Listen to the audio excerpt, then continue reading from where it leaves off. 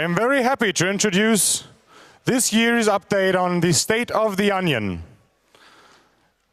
This is a talk with about 5 speakers, so let's introduce them one by one.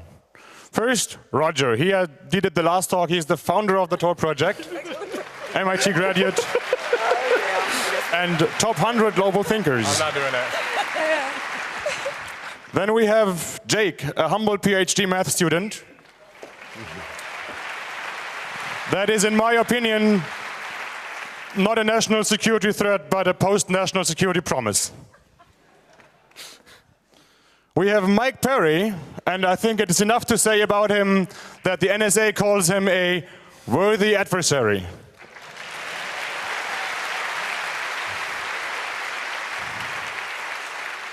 He is also the lead dev of the Tor browser. And then we have Alison Macrina, a radical militant librarian.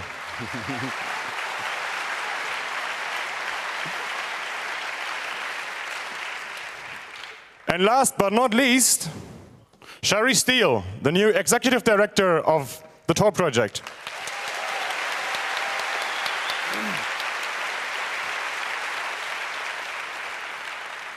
So without further ado, this year's State of the Onion. Great.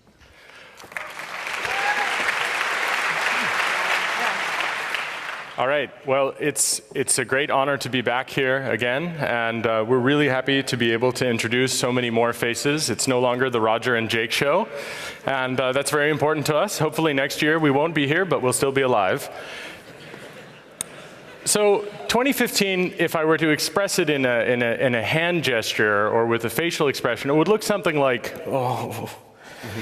It was a year of big changes. Not all of them were really good changes, and there were a lot of heavy things that happened throughout the year. And we won't even be able to cover all of them because we only have an hour. So we want to focus on the positive things. And I would say that probably the nicest thing is that we're growing. We're really, really growing. Not only growing the network, but we're growing the community. And in some sense, we're expanding throughout the whole world in terms of users who are using Tor, what Tor users are using Tor for, which is, of course, extremely important, that there's more and more people just doing regular things with Tor, protecting themselves. But then we have, of course, lots of specialized things that happen with the Tor network as well. We have things like onion balance and ricochet, really exciting developments, and we'll talk a bit about all of those things. And one of the most unlikely things, at least when I imagine working on Tor, say, 10 years ago versus now, is that we've worked with some really unlikely partners. Some of you know that I'm not really a big fan of Silicon Valley's Silicon Valley, even though I'm from there. And so I sometimes call Facebook not so nice names, like StasiBook. And part of the reason for that is because I think it's a little bit weird that you report on all your friends in order to go to parties. And previously it was to get into the party, and now it's to go to parties. And yet we worked with them on something. Because it turns out that sometimes you have unlikely temporary alliances. And it turns out that, well, I personally may think that they are evil incarnate in some sense. It is the case that there's at least one good guy there. And Alec worked on this fantastic RFC, 7686, that actually allowed us to help all Facebook users mitigate some harm, which is that if they want to be able to visit Facebook, and I guess the reality is that not using Facebook for a lot of people is sort of like the kill your television bumper sticker of the 90s, for those of you that ever visited rural America. You know that that wasn't like a really successful campaign. A lot of people have TVs these days as well. So it's a little bit like that, only here we actually built an alternative where we can mitigate harm. And that's really incredibly important because it mitigates harm in all sorts of different pieces of software. It makes it possible for us to talk to browser vendors, to DNS resolvers.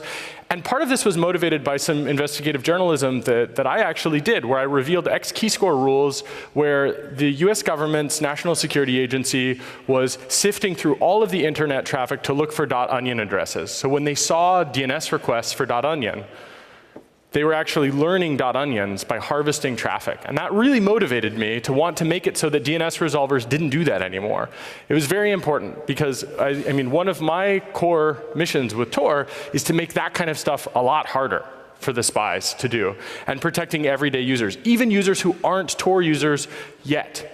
And that's very important. And so working with Alec on this has been great because the IETF actually supports this. And now ICANN will not sell .onion to anyone.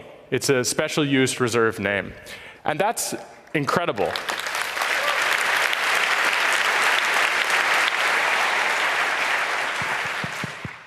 Okay, so is this thing on? Yes, it is. Great.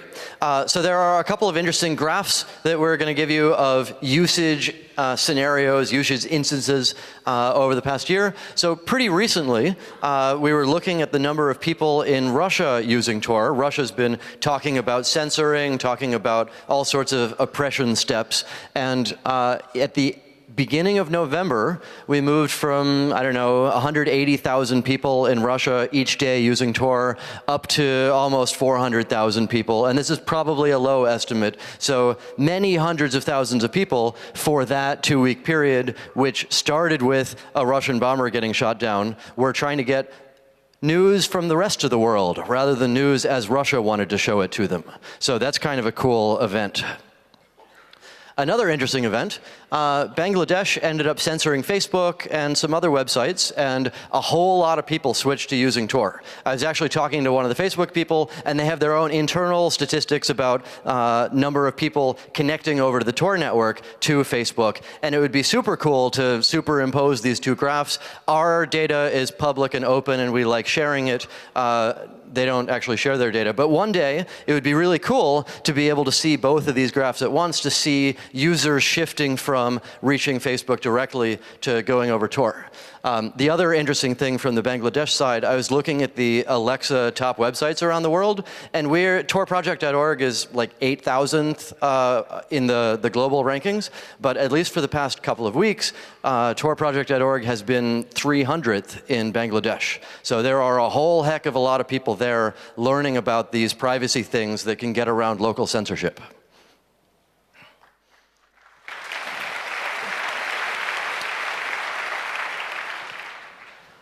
Okay, and then an exciting other story that we're going to touch on briefly, but it's an entire talk on its own.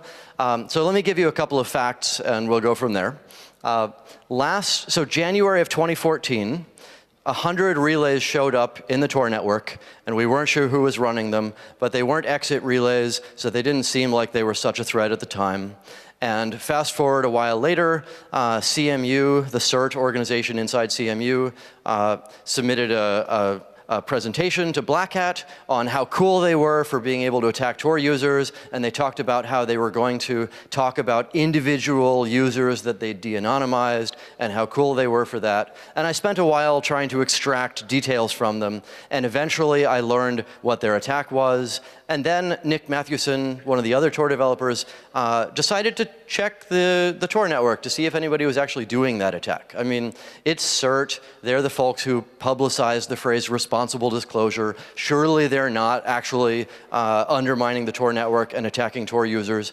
But then it turns out somebody was doing the attack, and it was these 100 relays that looked kind of ordinary and innocuous before that. And then I sent mail to the CERT people saying, hey, are those relays yours? And they went silent. They've never answered any of my mails since then. So that's what we know. It doesn't look good.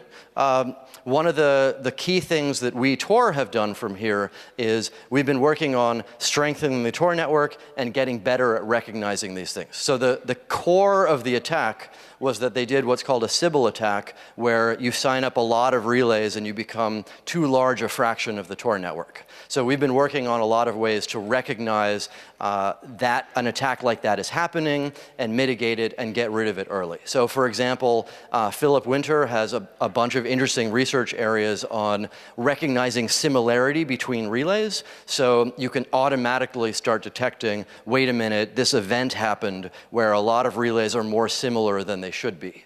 Another example there is we used to say, well, I don't know who's running them, but they don't seem that dangerous, so okay, it's good to grow the Tor network. Now we're taking the other approach of, gosh, that's weird, let's get rid of them, and then we'll ask questions after that. So we're trying to be more aggressive, more conservative at keeping the Tor network safe from large adversaries, whether they're government organizations or corporations or individuals, whoever might be attacking it.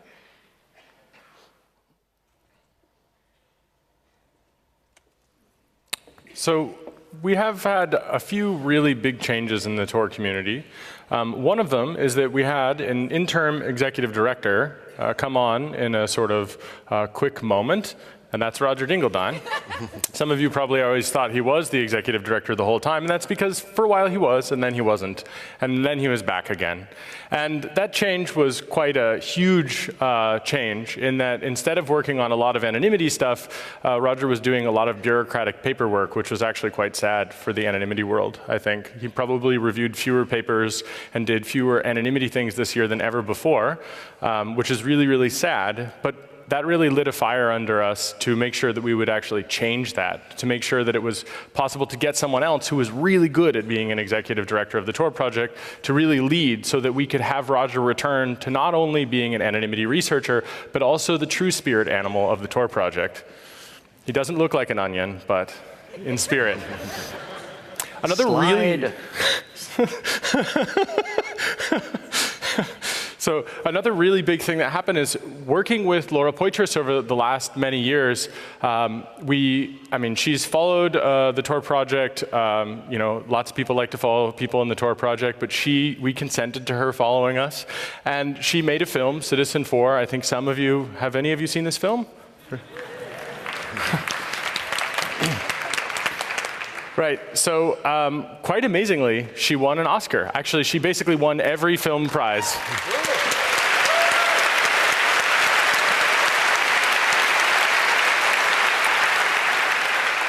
And one of the key things is that people in this room that work on free software were explicitly thanked. If you work on Tails, if you work on GNU-PG, if you work on SecureTrop, OTR, Tor, she specifically said in the credits of the film, this film wouldn't have been possible without that free software actually making her job and the jobs of her source and other people involved making it possible.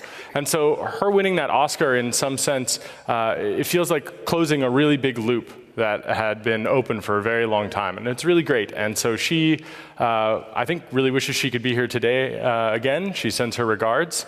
And she's really, really thankful for everybody here that writes free software for freedom.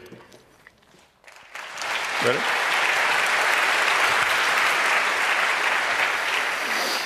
So another exciting event that happened in 2015 is that Reddit gave us $83,000. They had some extra profit, and they decided that they would give it to 10 nonprofits chosen from among the Redditor community. And there were people who came to me and said, hey, Roger, you really have to start advocating and start teaching everybody why Tor should be one of them. And I said, oh, I'm busy. Those things never work. They'll choose somebody else.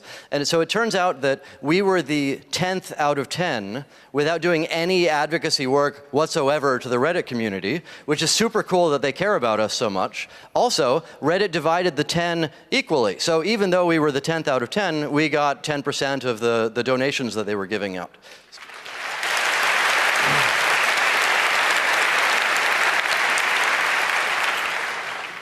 One of the really, I would say one of the oddest things about working at the Tor project for me is that Tor really, Tor has supported me through really crazy times. So when I was being detained by the US government or having my property stolen by fascist pigs in the United States government's border checkpoints, Tor didn't fire me.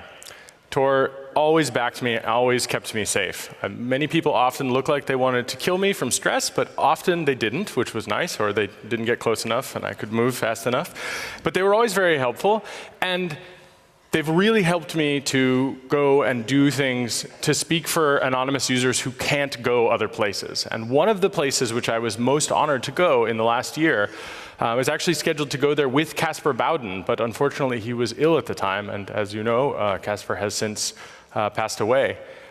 But we were scheduled to go together, and Tor was supporting us both actually to go to this.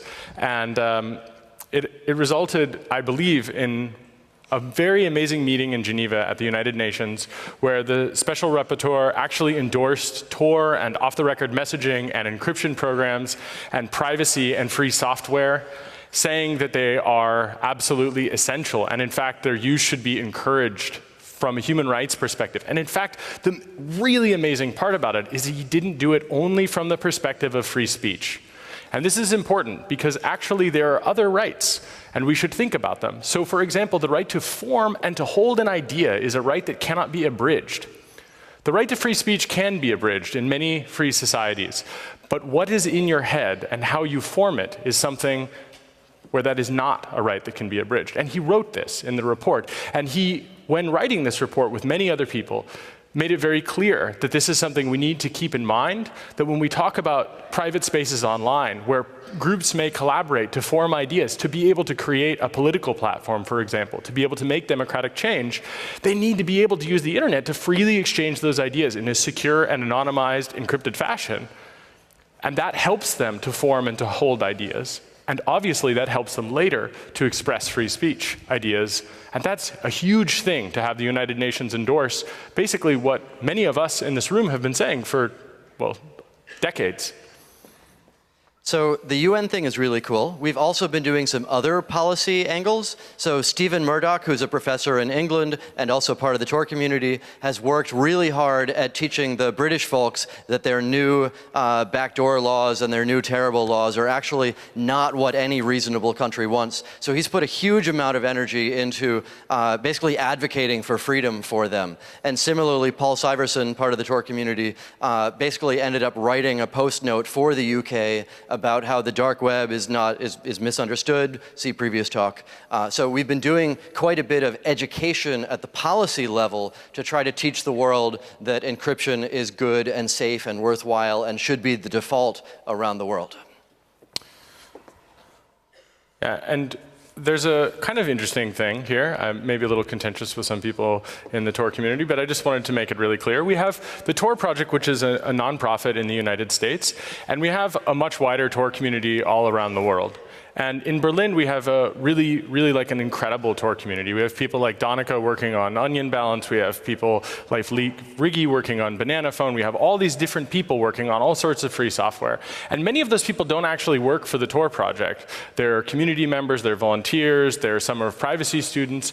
And so the Renewable Freedom Foundation actually funded the creation of a sort of separate space in Berlin where people work on these kinds of things, which is not affiliated with US government money. It's not affiliated with the Tor project as some sort of corporate thing. It's not a multinational thing. It's really the peer-to-peer version, in some sense, of what we've already had in other places. And it's really great. And I wanted to just thank Moritz, who made that happen, and to all the people like Aaron Gibson and Juris, who actually put that space together and made it possible. So in Berlin, there is a space, not just CBase, not just CCCB, but actually a place which is about anonymity. It's called Zwiebelraum.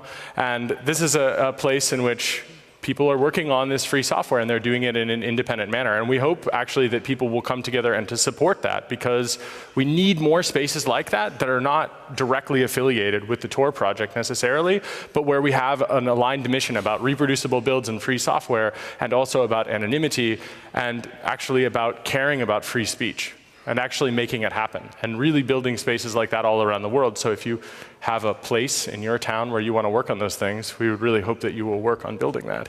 I called it general cypherpunkery. I feel like that's a good description. There's lots of stuff to be done. And now for a Marxist joke. So we discovered the division of labor, which was a really important discovery. We're about 180 years too late.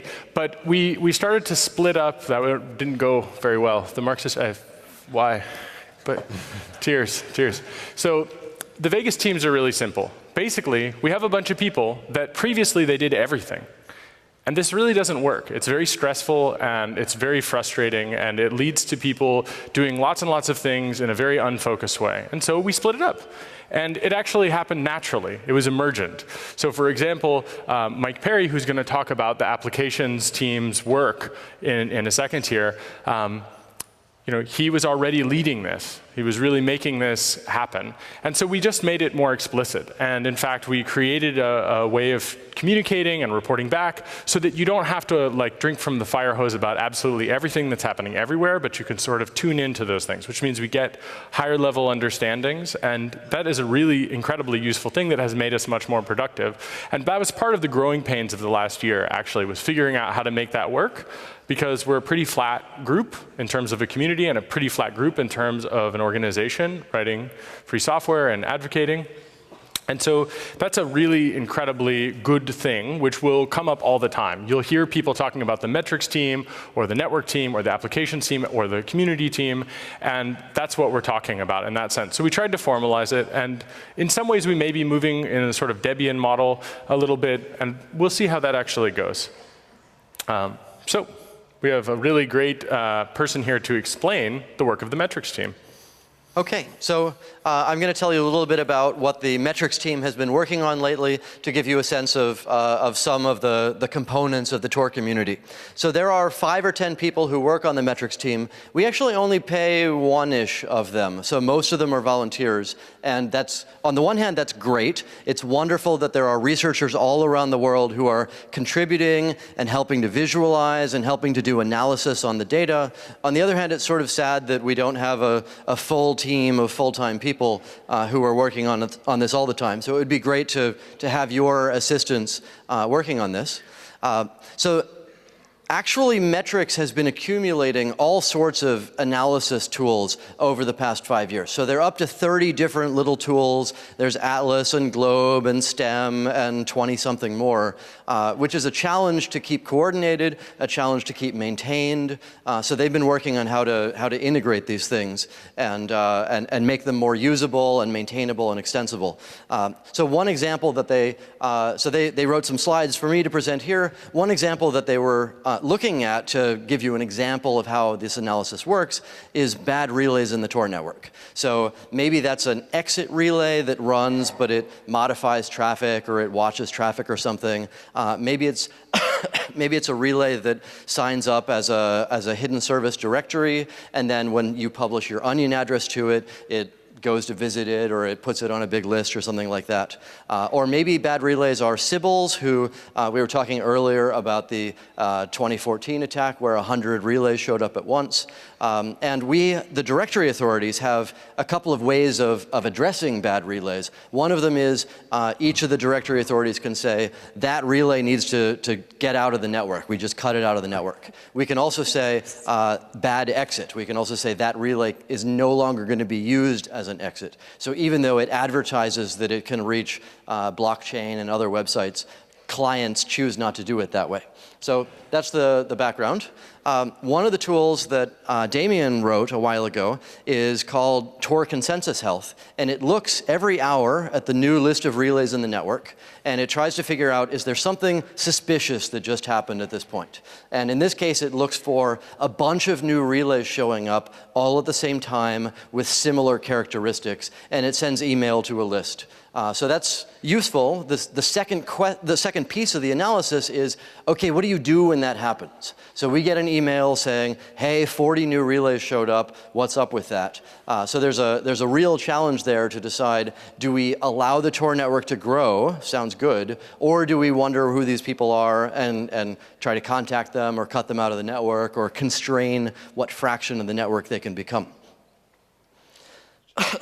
So Philip Winter also has a visualization, in this case, of basically which relays were around on a given month. So the x-axis is all the different relays in the month, and the y-axis is each hour during that month. And they've sorted the relays here by how much they were present in the given month. And you'll notice the red blocks over there are relays that showed up at the same time, and they've been consistently present at the same time since then. So that's kind of suspicious. That's, hey, wait a minute, what's that pattern going on there? So this is a cool way of visualizing and being able to drill down and say, wait a minute, that pattern right there, something weird just happened. So part of the challenge in general for the metrics team is they have a terabyte of interesting data of what the network has looked like over the years. How do you turn that into, wait a minute, that right there is something mysterious that just happened, let's look at it more. So you can look at it from the visualization side, but you can also, there's a tool called Onionu, where you can basically query it, all sorts of queries, and it dumps the data back onto you. So we've got a terabyte of interesting data out there, what the relays are on the network, what sort of statistics they've been reporting, when they're up, when they're down, whether they change keys a lot, whether they change IP addresses a lot. So we encourage you to investigate and look at these tools and so on. So there's a new website we set up this year called Collector, collector.torproject.org, that has all of these different data sets and pointers to all these different libraries and tools and so on that you too can use to investigate, graph, visualize, and so on. So here's another example. At this point, we're looking at the 9 directory authorities in the network. Each of them votes its opinion about each relay. So whether the relay is fast or stable or looks like a good exit, or maybe we should vote about bad exit for it. So the gray lines are all of the directory authorities thought that it didn't deserve the flag, and it's very clear. The green lines are enough of the directory authorities said that the relay should get the flag, also very clear. And all the brown and light green and so on in the middle are contradictions. That's where some of the directory authorities said, yes, it's fast, and some of them said, no, it's not fast. And this gives us a visualization, a way to see whether most of the directory authorities are agreeing with each other. We should look at this over time, and if suddenly there's a huge brown area, then we can say, wait a minute, something's going on where maybe a set of relays are trying to look good to these directory authorities and trying not to look good to these. So basically, it helps us to recognize patterns of weird things going on. So on Collector, you can find all sorts of data sets, and you can fetch them and do your analysis of them. And Tor Metrics, metrics.torproject.org, has a bunch of examples of this analysis where you can look at graphs of number of people connecting from different countries, number of relays over time, number of new relays, number of bridges, users connecting to bridges, and so on. There are 3 different libraries that help you to parse these various data sets. So there's one in Python, one in Java, one in Go. So whichever one of those you enjoy most, you can grab and start doing analysis. They do weekly or so IRC meetings. So the Tor Metrics team invites you to show up on January 7, and they would love to have your help. They have a bunch of really interesting data. They have a bunch of really interesting analysis tools, and they're missing curious people. So show up, start asking questions about the data, try to learn what's going on. And you can learn more about them on the metrics team there. And then I'm going to pass it on to Mike.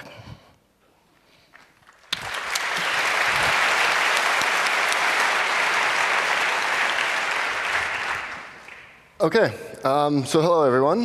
So I'll be talking about the applications team part of the Vegas plan that Jake introduced. Basically, the applications team was created to bring together all the aspects of Tor and the extended community that are working on anything that's user-facing. So anything with a user interface that the user will directly interact with, that's an application on either mobile or desktop. So to start, obviously, we had the Tor browser. That's sort of like our flagship application that most people are familiar with when they think of Tor. Recently, we've added Orphox, which is a project by the Guardian project, to port the Tor browser patches to Android. And that's currently in alpha status, but it's available in the Guardian project's F-Droid repo. We also have 2 chat clients, Tor Messenger and Ricochet, both with different security properties that we'll be getting to later. So I guess first off, let's talk about what happened in the Tor browser world in 2015. Basically, most of or a good deal of our work is spent keeping up with the Firefox release treadmill. That includes responding to emergency releases, auditing changes in the Firefox codebase, making sure that their features adhere to our privacy model, and making sure that our releases come out the same day as the official Firefox releases so that there's no vulnerability exposure to known vulnerabilities after they're disclosed. That has been a bit rough over 2015. I believe there was a solid 3 to 4 months where it felt like we were doing a release every 2 weeks due to either logjam or random NSS vulnerability or any arbitrary security issue with Firefox. But we did, despite treading all that water, we did manage to get quite a bit of work done. As always, our work on the browser focuses in 3 main areas, typically privacy, security, and usability. Our privacy work is primarily focused around making sure that any new browser feature doesn't enable new vectors for third-party tracking. So no ways for a third-party content resource to store state or cookies or blob URLs are some of the newer features. There's a new cache API. These sorts of things need to all be isolated to the URL bar domain to prevent third parties from being able to track you, from being able to recognize it's the same you when you log into Facebook and when you visit CNN and CNN loads the Facebook like buttons, for example. Additionally, we have done a lot of work on fingerprinting defenses. The alpha release ships a set of fonts for the Linux users so that the font fingerprinting can be normalized, since a lot of Linux users will tend to have different fonts installed on their systems, as well as tries to normalize the font lists that are allowed for Windows and Mac users, where they often get additional fonts from third-party applications that install them. On the security front, the major exciting piece is the security slider. So with ISAC partners' help, we did a review of all of the Firefox vulnerabilities and categorized them based on the component that they were in, as well as their prevalence on the web, and came up with 4 positions that allow you to choose, basically trade off functionality for vulnerability surface reduction. And this was actually quite successful. It turned out that all of the pwn-to-own exploits against Firefox were actually blocked for non-HTTPS sites at medium high. And if you enabled the high security level, they were blocked for everything. We additionally released address sanitizer hardened builds. These are basically especially at the higher security levels of the security slider, should protect against various memory safety issues in the browser, and also help us diagnose issues very, very rapidly. And of course, we now sign our Windows packages using a hardware security module from DigiCert. The usability improvements were primarily focused around this UI and this new Onion menu. As you can see, if you remember the old menu, there was quite a lot more options there. We sort of condensed and consolidated options and eliminated and combined as much as we could, and additionally displayed the circuit for the current URL bar domain. In 2016, we'll be focusing mostly on, again, the same 3 areas. Our main goal for privacy is to try and convince Mozilla that they want to adopt our idea of isolating third-party identifiers, at least to the point of if the user goes into the preferences and tries to disable third-party cookies, well, that should do the same thing for DOM storage, cache, blob URLs, worker threads, and all these other sources of shared state. We're very excited about their work on the multiprocess sandbox. Additionally, even application-level sandboxing, it should be without Mozilla's sandbox, we should still be able to prevent the browser from bypassing Tor using SecComp or AppArmor or Seatbelt or one of these other sandboxing technologies. So we're looking forward to trying to get that rolled out. We'll be doing exploit bounties. We'll be partnering with HackerOne. We'll be announcing this shortly. The program will start out invite only, and then just so we can get used to the flow and scale up. And then we will make it public later in the year to basically provide people with an incentive to review our code to look for vulnerabilities that might be specific to our applications. And of course, the usual usability, improving security, improving installation. And we'd like to improve the censorship and bridge usability flow as well, hoping to automate the discovery of bridges and inform you if your bridges become unreachable. So Tor Messenger is one of our 2 chat clients, also part of the applications team. Basically, the goal there was to minimize the amount of configuration that the user had to do if they wanted to use one of their existing chat clients with Tor and OTR. Now, this is based on another Mozilla platform, InstantBird, which is based on Thunderbird. This allows us to share the a lot of the Tor browser configuration codes for managing the Tor process and configuring bridges. So the user has a very similar configuration experience to the browser when they first start it up. It also has some additional memory safety advantages. All the protocol parsers are written in JavaScript. This basically, one of the major things when we were looking at candidates for this for a messaging client was we wanted to avoid the problems of libpurple in the past, where there's been a lot of remote code execution vulnerabilities with protocol parsing. Now, there are some trade-offs here. Obviously, when you're dealing with a browser product, you still have an HTML window rendering the messages, but it is XSS filtered, and even if an XSS exploit were to get through to run JavaScript in your messaging window, that JavaScript would still be unprivileged. So they'd need an additional browser-style exploit. And that filter has been reviewed by Mozilla. And additionally, we're looking into removing JavaScript from that messaging window as all.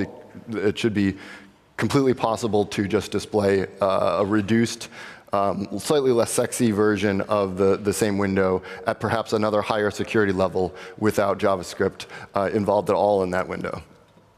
So I believe I'll hand off to Jake now to describe some of the security properties and differences between Tor Messenger and Ricochet. Well, so, I mean, just to be clear about this, we wanted to sort of echo what Phil Rogaway has recently said. He wrote a really wonderful paper quite recently about the moral character of cryptographic work. And Phil Rogaway, for those of you that don't know, is one of the sort of amazing cryptographers, very humble, really wonderful man who was really a little bit sad that cryptographers and people working on security software don't take the adversary seriously. So they use Alice and Bob and Mallory, and they have cutesy icons, and they look very happy. We wanted to make it clear what we thought the adversary was, which is definitely not a cutesy adversary. When anonymity fails for Muslims that live in Pakistan, or for example, the guys that are giving a talk later today, the Cage guys, when anonymity fails for them, they get detained, or they get murdered, or they end up in Guantanamo Bay, or other things like that. So it's a serious thing. And we wanted to talk about what that looks like. So for example, a lot of you use jabber.ccc.de, I guess. Don't raise your hands. You should decentralize. Stop using jabber.ccc.de because we should decentralize. But that said, if you do, this is sort of what it looks like, right? There's the possibility for targeted attacks when you connect. There's the possibility that the social graph, for example, of your buddy list, that would be on the server. It would be possible that there's a bug on any Jabber server anywhere. So of course, you know that if you're using Gmail with Jabber, you know that they're a Prism provider. So you've got a pretty big problem there. And the attacker, again, is not a cutesy attacker. It's, I like the Grim Reaper that Mike chose. I feel like that's accurate. And now, if you see, one of the protections you'll have for communicating with your peers is off-the-record messaging. That's basically the thing. But that's a very slapped-together protocol, in a sense, because it's hacks on top of hacks, where you compose Tor with Jabber and TLS, and maybe you still have a certificate authority in there somewhere. Or maybe you have a Tor hidden service, but then your status updates, they don't have any encryption at all, for example. Or again, your roster is an actual thing that someone can see, including every time you send a message to those people, the server sees that. So that said, Tor Messenger is really great because it meets users where they already are. Right? So for example, actually, one other point here is if you use a piece of software like Adium, there's actually a bug filed against Adium where someone said, please disable logging by default because Chelsea Manning went to prison because of your logging policy. And the people working on Adium in this bug report basically said, good. That's horrifying, right? So what if we made it as reasonable as possible, as configuration-free as possible, using Tor, using OTR, trying to remove libpurple, which is a whole, it's a flock of 0 days flying in formation, right? So we wanted to kill the bird, in a sense, but also we want to help provide an incentive for improving, and so that's where Tor Messenger fits. But we also want to experiment with next generation stuff. And one of those things is written by a really great guy in our community, almost single-handedly, without any funding at all. And his name is Special. That's actually his name. He's also special. But it's really nice, because actually, if you solve the problem of telling your friend your name, if you're familiar with the properties of hidden services where you have a self-authenticating name, you know that you're talking to the person that you think you are, because you've already done a key exchange, the important part of the key exchange. And so one of the things that you'll see very clearly is that there is no more server. Right? So there's no more jabber.ccc.de in this picture. So this is a really good example of how we might decentralize, actually. It's an experiment right now, but it means no more servers. It uses the Tor network's Tor hidden service protocol, and everybody actually becomes a Tor hidden service for chatting with their buddies. And it's end-to-end encrypted, and it's anonymized. And of course, this means that your social graph is a traffic analysis problem. It's no longer a list on a server. And it means your metadata is as protected as we currently know how to do in a low latency anonymity network. And in the future, one of the really nice things about this is that it'll be possible, well, we think it'll be possible to even make it better, in a sense. For example, multiple chats, sending files, sending pictures. In other words, everything becomes, instead of a certainty, we move it towards probability. And the probability is in your favor. Yes, additionally, I will be working on various forms of padding for cases like this to basically increase the probability that there will be concurrent traffic at the same time from multiple Tor clients, which will further frustrate the discovery of the social graph based on simple traffic analysis, especially for low traffic cases such as Ricochet. Just to wrap up that Tor applications piece, in 2016 and beyond, we're going to try and focus heavily on usability and getting more people to be able to use Tor, eliminating the barriers to finding Tor, downloading Tor, being able, especially for censored users, and being able to install Tor. There's still some snags. We're aware of various difficulties that cause people to stop at various stages of that process, and we want to try and work to eliminate them. We also, of course, want to increase coordination, share graphics, visual aesthetics, and coordinate the ability to share the Tor process. And we'll also want to create a space for more experimentation, for more things like Ricochet. There's probably a lot more ideas like Ricochet out there that could be leverage of the Tor protocol, and especially hidden services, in creative ways. So we're looking to create an official sanctioned space as part of Tor to give them a home. And so look for that in the coming months on the Tor blog. All right. I just wanted to put in a picture of a guy wearing a Slayer t-shirt. So there it is. That's Trevor Paglen. Some of you may remember him from such things as helping to film Citizen4, building satellites that burn up in space or that are actually currently on other satellites. And this, on the left, is Leif Riggi. He's sort of the person that taught me how to use computers. And he is an incredible free software developer, Trevor Paglen and myself. And this is a cube, the Autonomy Cube, which we talked about last year, because we think that culture is very important. And we think that it's important to actually get people to understand the struggle that exists right now. So this is installed in a museum right now in Germany, in the city of Oldenburg, at the Edith Rus House. And it actually opened several months ago. It's filled with classified documents. It has really interesting things to go and read. I highly encourage you to go and read. We built a reading room about anonymity papers, about things that are happening, about how corporations track you. And then the entire museum is an open Wi-Fi network that routes you transparently through Tor. So in Germany, a free, open Wi-Fi network that isn't run by Freifunk, much respect to them, but we wanted to make it possible for you to just go and have the ability to bootstrap yourself anonymously if you needed to. And also, these 4 boards are Novena boards. And these Novena boards are free and open hardware devices made by Bunny and Sean in Singapore, where you could, if you wanted to, download the schematics and fab it yourself. And it's running the Debian GNU Linux universal operating system. And it is it's an actual Tor exit node with absolutely every port allowed. So the museum's infrastructure itself on the city's internet connection, actually, is a Tor exit node for the whole world to be able to use the internet anonymously. The museum's infrastructure.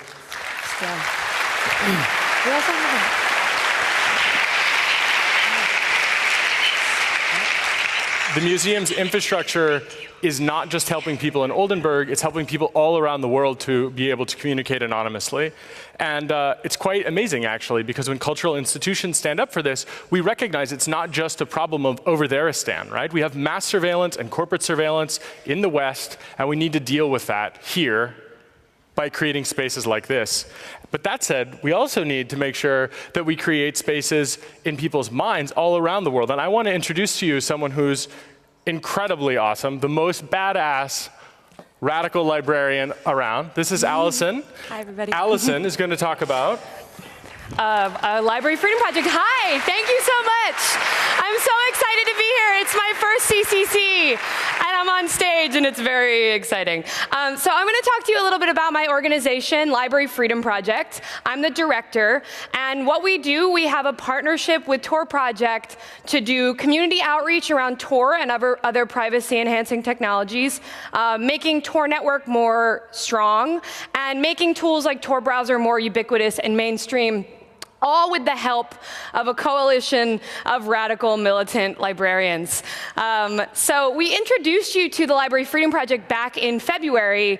We told you a little bit about the kind of work that we do, mostly in US libraries, increasingly internationally, where essentially we teach them about tools like Tor browser, how to install it on their local computers, how to teach it into computer classes that they offer for free in the library, or one-on-one technology sessions for their community. And we've had a really amazing year since then. In addition to working with the Tor Project, we're really fortunate to work with the American Civil Liberties Union. If you're not familiar with them, they're basically, they're the badasses who have been suing the US intelligence agencies and police for about 100 years. That is me with two people from the ACLU of Massachusetts, Jesse Rossman, who's a surveillance law expert, and Cade Crockford, who is an activist with the ACLU, and they're here. If you see that human, buy them a drink and ask them about the surveillance capabilities of the US police. So it's pretty cool. It's a great partnership with the ACLU because basically they can teach why we need to use tools like Tor browser. So how to use them is super, super important, but you need to know about the authorizations, the programs, all the bad laws, and the uses of them against ordinary people. So why do we teach this stuff to librarians? It's basically for two big reasons. One of them is that libraries and librarians have an amazing history of activism around privacy, fighting surveillance, and fighting censorship.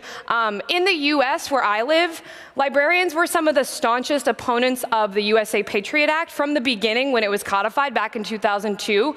They made T-shirts that said "Another hysterical librarian for privacy" because of the Attorney General at the time called them hysterical for the fact that they didn't want this awful authorization to go through. And of course, then after Snowden, we learned many more things about just how bad the Patriot Act was. So librarians were some of the first people to oppose that. They also have fought back against national security letters, which are the US government information requests that sometimes go to software providers and other internet services that have an attached gag order that basically say you have to give this information about your users and you can't tell anyone that you got it. Well, libraries got one of these and fought back against it and won.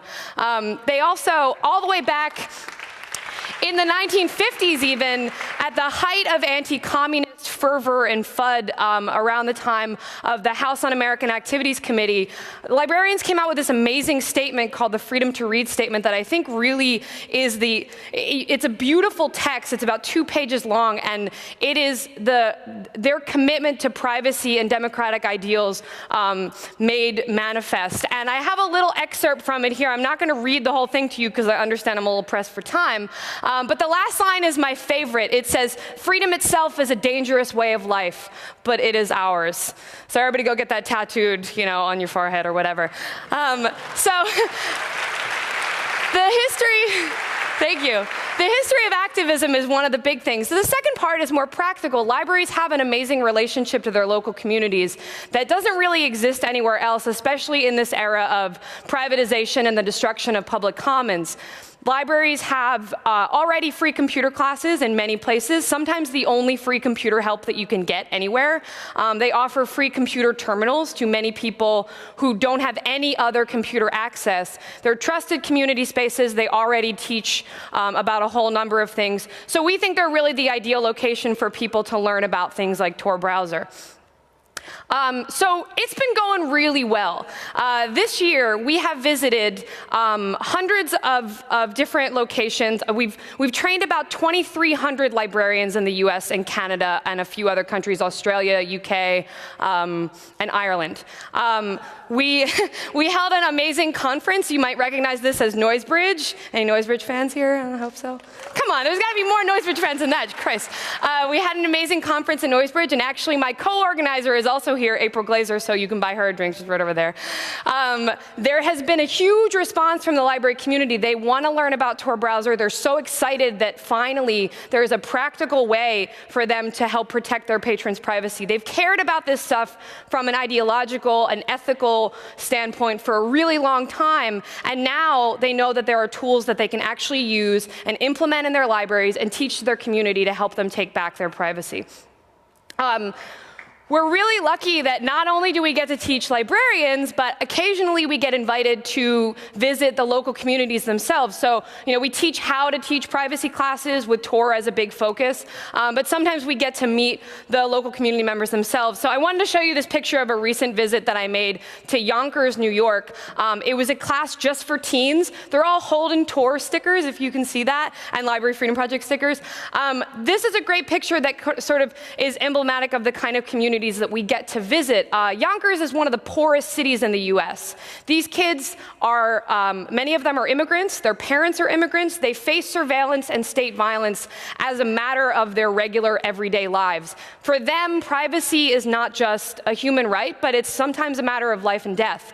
And these kids are just some of the amazing people that we get to see. Also, just to give you an idea of how the public perception around privacy is shifting in my anecdotal experience, we had 65 teenagers come to this class. If you have a teenager, or if you've been a teenager, teenagers don't show up for stuff. They don't do that. 65 kids came to this, and they were so excited. This was just the group that was left over at the end that had so many questions and wanted more stickers to bring back to their friends. So it's pretty cool stuff.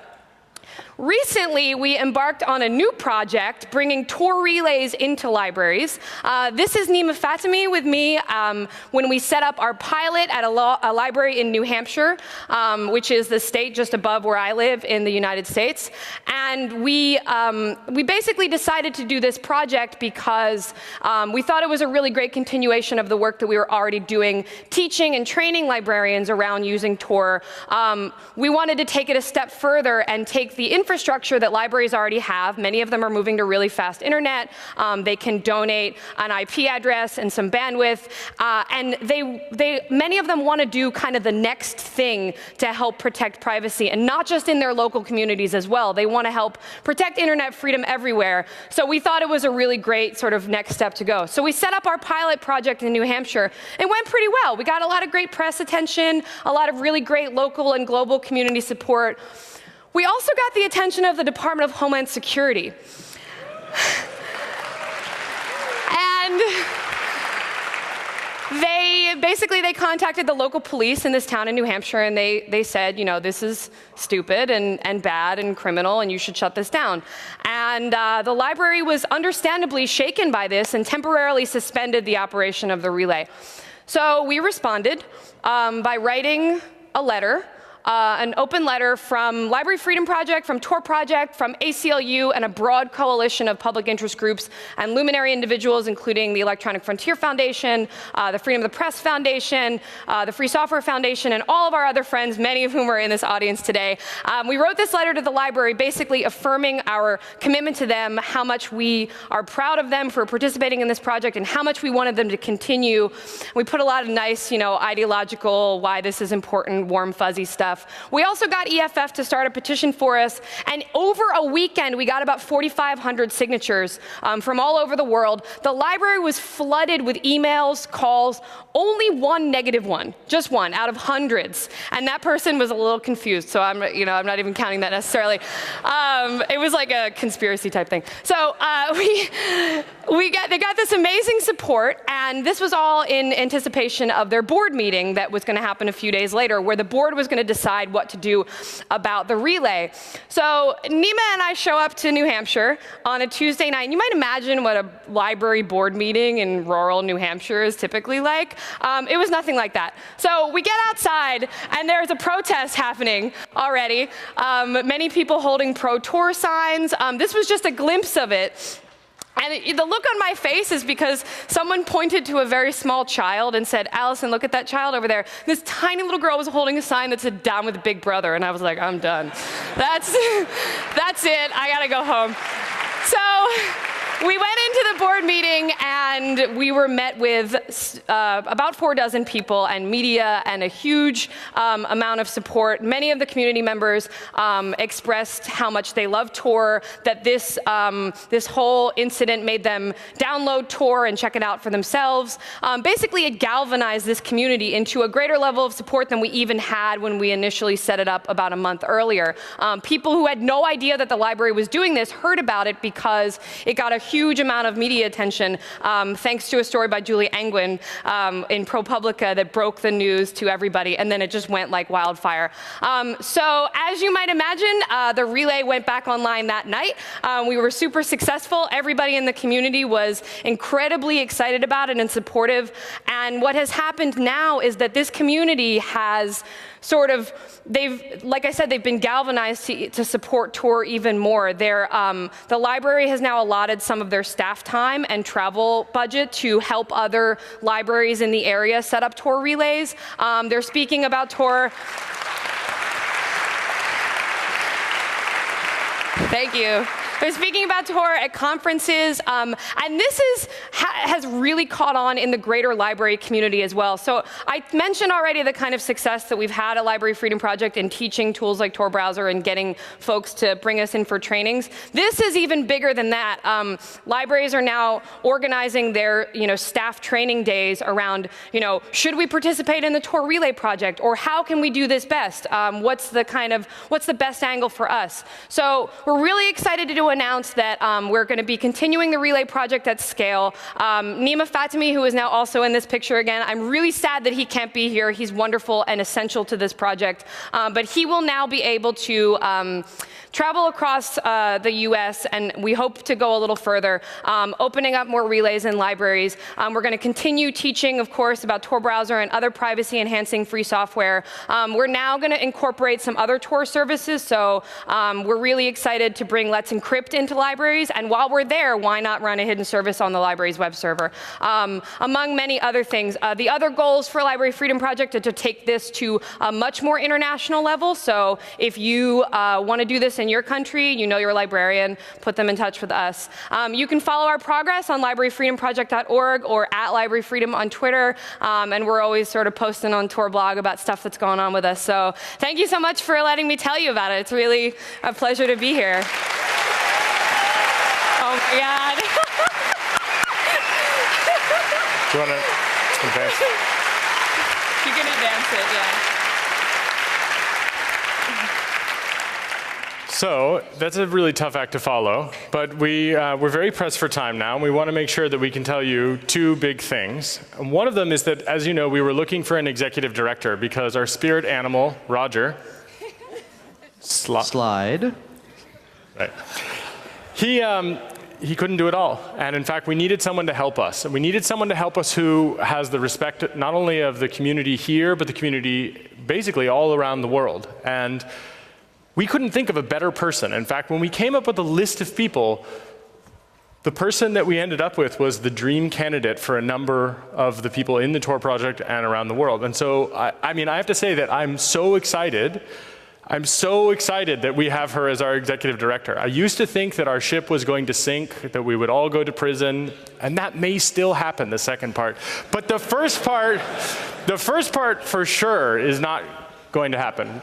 We found someone who I believe will keep the Tor project going long after all of us are dead and buried, hopefully not in shallow graves. So this is Shari Steele.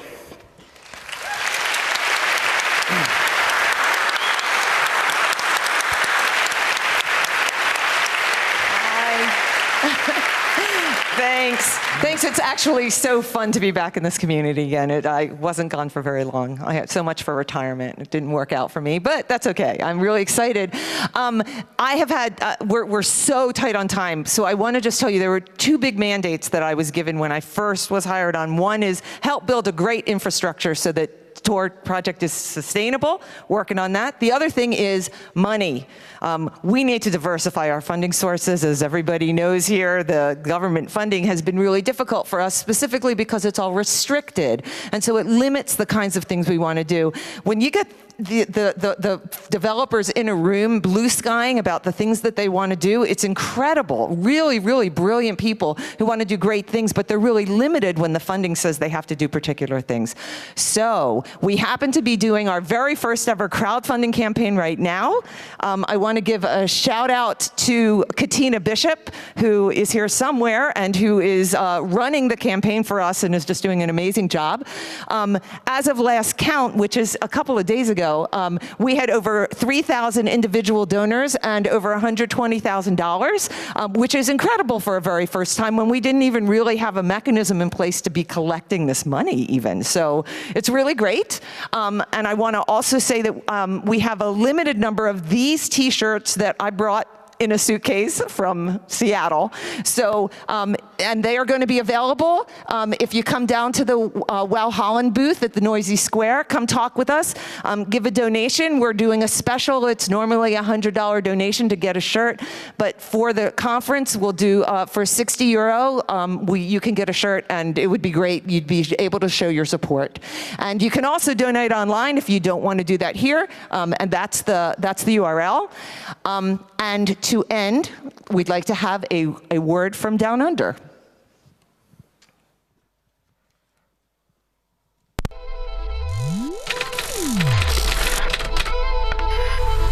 Good day to you, fellow members of the Intergalactic Resistance Against Dystopian Bastardry.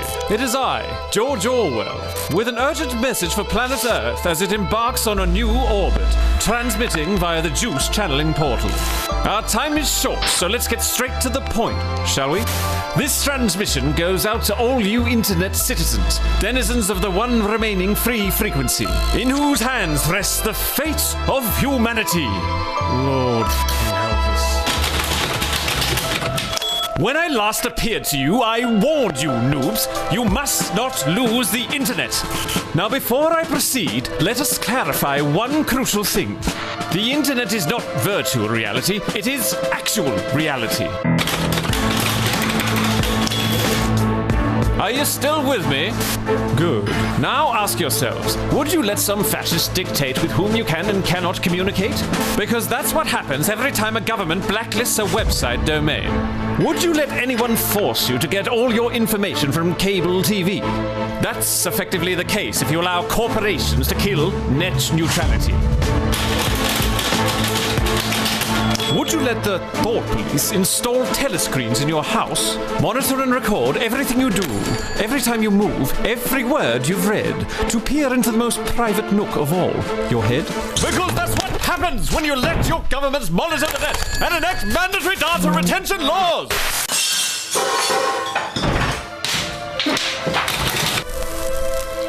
If you answered no to all those questions, then we can safely deduce that terms like online, IRL, and in cyberspace are newspeak. They confuse the truth. There is no cybersphere, there is only life here.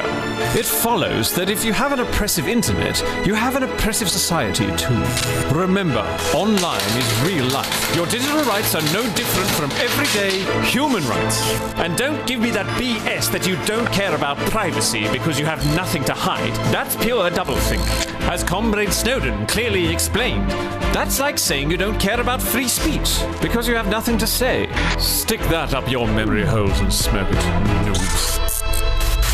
Pig's ass! The portal is closing. I'm losing you.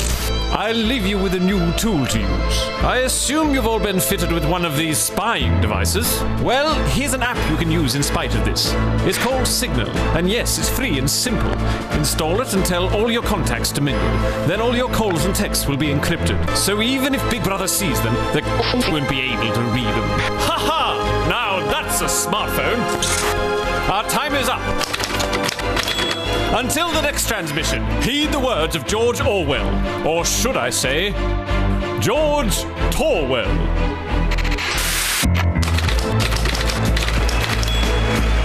Remember, just as I went to Spain to fight the dirty fascists, you can come to Onionland now and fight Big Brother's filthy tactics. If you're a pro, run a node and strengthen the code. Or if you're in the outer party and can afford it, send Tor some of your dough. Special salute to all my comrades, the state of the Onion. Happy hacking! Now go forth and Big Brother. That mendacious mother-fucking sucking bastard son of a corporatist bitch.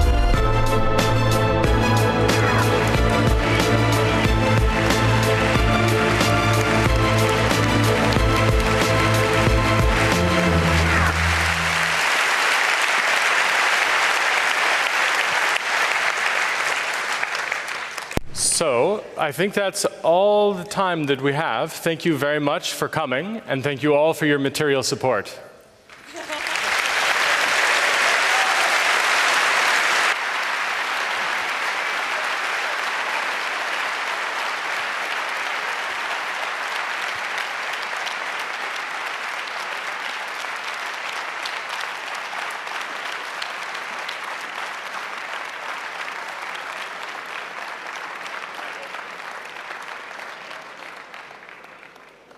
Unfortunately, we won't have time for a Q&A, but I heard that some of the crew will now go to the Wau Holland booth at Noisy Square down in the foyer and might be ready to answer questions there if you have any.